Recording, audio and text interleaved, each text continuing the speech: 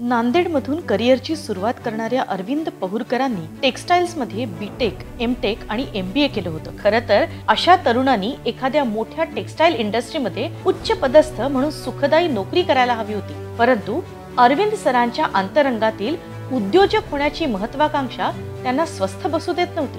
आपली स्वतःची textile mill उभारण्याचा सरांचा प्रयत्न सुरू होता.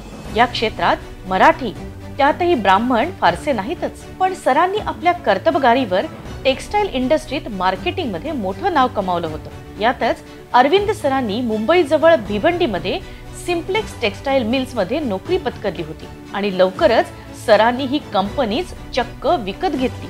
सिम्प्लेक्स नावाने आपला स्वतःचा ब्रँड केला आणि हा ब्रँड आता एक उच्च गुणवत्तेचा विश्वासार्ह ब्रँड म्हणून ओळखला जातो. स्कूल आणि कॉर्पोरेट युनिफॉर्म्स ही या ब्रँडची USP आहे.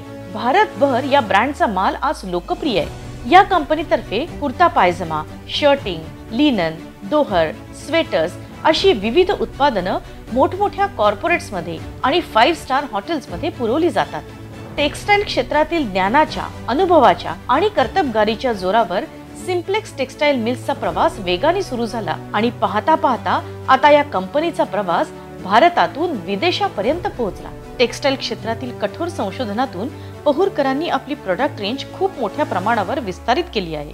त्यामध्ये anti bacterial special finish fabric हे एक महत्त्वाचं उत्पादन तर आहेच, पण त्याचबरोबर टेक्निकल टेक्सटाईलच्या क्षेत्रामध्ये कार्बन फॅब्रिकचं उत्पादनही सिम्प्लेक्स टेक्सटाईलची खासियत आहे. आज B2C बरोबरच अनेक मोठ्या ब्रँडच्या उत्पादनाचं काम सिम्प्लेक्स टेक्सटाईल मिलमध्ये चालतं. मातेला आदर्श मानणाऱ्या अरविंद सरांनी आपल्या विकासामध्ये फॅक्टरीतील कामगारांना तसंच आजूबाजूच्या समाजाला देखील जोडून घेतले.